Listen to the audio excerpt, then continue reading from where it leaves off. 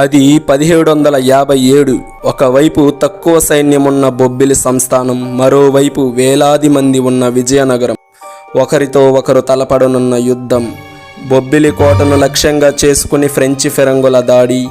తమ సంస్థానపు స్త్రీలు పిల్లలు శత్రువుల చేతికి చిక్కి అవమానాల పాలు కాకూడదని భావించి మందు పాత్రల మధ్యలో పిల్లలను స్త్రీలను నిలబెట్టి పేల్చేసిన బొబ్బిలి సైనికులు.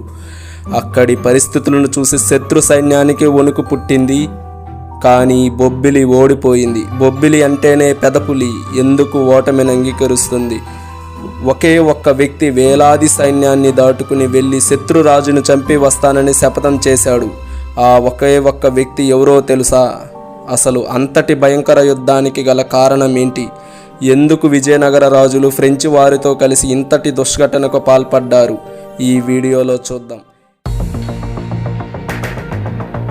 1750 వరకు బొబ్బిలి విజయనగరం రాజుల మధ్య స్నేహం కొనసాగింది.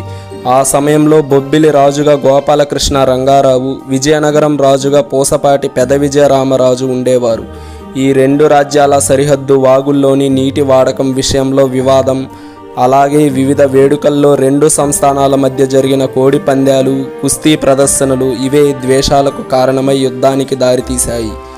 రాజ్యాల మధ్య నీళ్లు, భూమి వంటి సహజ వనరుల వివాదాల విషయంలో బొబ్బిలి రాజులను ఎదుర్కోవడం విజయనగరం రాజులకు సాధ్యపడేది కాదు. కానీ ఎప్పటికైనా బొబ్బిలి రాజులను గెలిచి ఆ సంస్థానాన్ని తమ సంస్థానంలో కలుపుకోవాలని విజయనగరం రాజులకు బలమైన కోరిక ఉండేది. అదే సమయంలో ఉత్తరాంధ్ర సంస్థానాధీశులంతా ఫ్రెంచి వారికి శిస్తు చెల్లించడం మానేశారు. ఒక్క విజయనగరం రాజులు మాత్రం చెల్లిస్తూ ఉండేవారు. 1757లో ఫ్రెంచి జనరల్ బుస్సీ ఉత్తరాంధ్రకి వచ్చి సంస్థానాలన్నింటికీ కప్పాలు కట్టవలసిందిగా తాకీదులు పంపారు. తామెవరికి సామంతులు కాదని, కప్పాలు కట్టబోమని బొబ్బిలి రాజులు తేల్చి చెప్పారు. ఇదే అదునుగా భావించి ఆ కోటను జయించి తనకిస్తే మొత్తం కప్పాలు తానే కడతానని ఫ్రెంచి జనరల్ బుస్సీకి చెప్పి విజయనగరం రాజు ఫ్రెంచి పాలకులకు దగ్గరయ్యారు. శిస్తు చెల్లించడం మానేసిన బొబ్బిలి సంస్థానాన్ని ఇబ్బందులు పెట్టేందుకు అప్పటికీ ఉన్న బొబ్బిలి విజయనగరం రాజుల శత్రుత్వాన్ని బుస్సీ అవకాశంగా మార్చుకున్నారు. పెద్ద విజయరామరాజు అండతో బుస్సీ ఫ్రెంచి సైన్యాన్ని బొబ్బిలి కోటపై దాడికి ఆజ్ఞాపించారు. ఆ రోజున బొబ్బిలి కోట వైపు విజయనగరం ఫ్రెంచి సైన్యం కలిసి వస్తున్నాయి.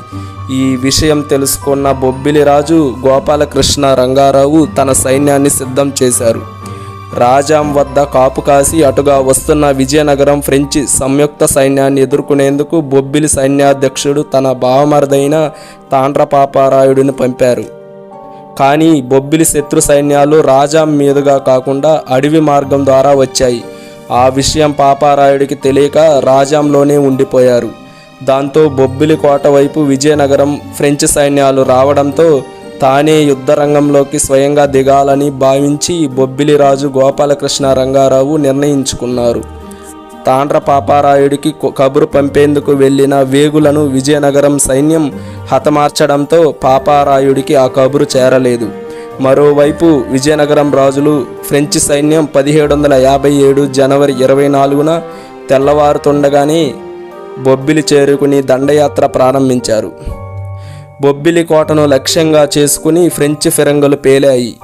వందల సంఖ్యలోనే సైన్యం ఉన్న బొబ్బిలి సైన్యం తీవ్రంగానే ప్రతిఘటించింది. దీంతో ఫ్రెంచి సైన్యం కోట లోపలికి వెళ్ళలేకపోయింది.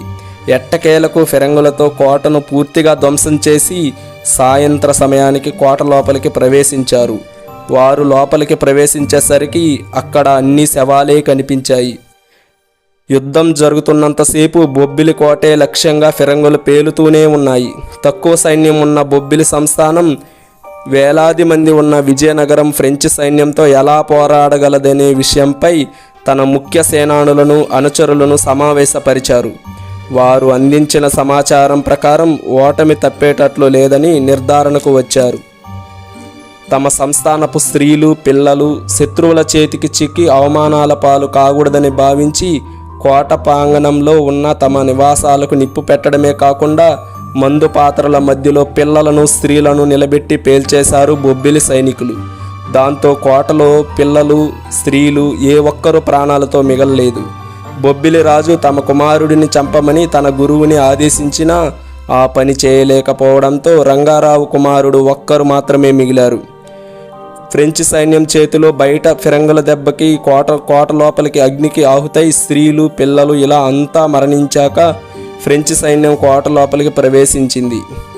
అక్కడ మంటల్లో స్త్రీలు పిల్లలు చనిపోయిన దృశ్యం చూసి లోపలికి ప్రవేశించిన శత్రు సైన్యం కూడా భయపడిందంట. అంతటి భయంకరమైన యుద్ధం బొబ్బిలి గడ్డపై జరిగింది.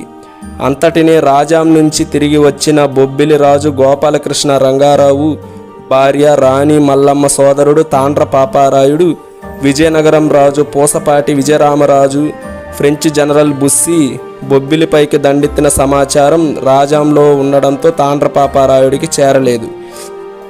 బొబ్బిలి కోటను నాశనం చేసిన విషయం తెలుసుకున్న తర్వాత దానికి కారణమైన వారిపై పగ తీర్చుకుంటానని పాపారాయుడు శపథం చేశారు. యుద్ధం ముగిసిన 3వ రాత్రి తాండ్ర పాపారాయుడు సైన్యం కళ్ళుగప్పి పెద విజయరామరాజు శిబిరంలో అత్యంత చాకచక్యంగా ప్రవేశించి నిద్రిస్తున్న విజయరామరాజును తన బాకుతో వరుసగా 30కి పైగా పోట్లు పొడిచి చంపాడు. విజయరామరాజు అరుపులకు అక్కడున్న ఫ్రెంచ్ సైన్యం వచ్చి తాండ్ర పాపారాయుడిపై కాల్పులు జరిపింది. ఆ కాల్పులకు నేలకు కూలబడుతూ నా శపథం నెరవేరింది, ఇదిగో నా పగ తీరింది అంటూ పెద విజయరామరాజు శవాన్ని చూపిస్తూ పాపారాయుడు కూడా ప్రాణాలు విడిచాడు. పెద విజయరామరాజుని చంపిన తర్వాత తాండ్ర పాపారాయుడు తనని తాను పొడుచుకొని ప్రాణాలు విడుచుకారని కొందరు చెప్తారు. తాండ్ర పాపారాయుడు వస్తున్నాడని తెలిసి ఫ్రెంచ్ సేనాని బుస్సీ అక్కడి నుంచి ముందుగానే జారుకున్నారని అంటారు.